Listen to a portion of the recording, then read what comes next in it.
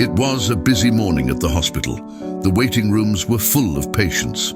Around 8 a.m., an elderly man entered the waiting room. He must have been around 80 years old, but he looked good. He didn't want to sit down. Instead, he looked at his watch with a visibly worried face. One of the nurses noticed that the man was hanging around tensely, approached him and called him into the examination room. His condition was not critical at all. Only the stitches from his thumb had to be removed.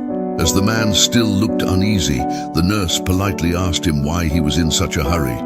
"I have to get to the sanatorium by 9:10. My wife and I always have breakfast together," replied the man. "Is it a big deal if you're a little late getting there?" asked the nurse. The man replied, "My wife has Alzheimer's disease. She hasn't recognized me in 3 years." The nurse looked at the man in amazement. "She doesn't know who you are, yet you go to her sanatorium every morning to have breakfast with her." The man smiled and said, "She doesn't know who I am, but I know who she is." Moral: true love knows no past tense. Every day we post interesting and instructive stories. Follow us to keep track of our account.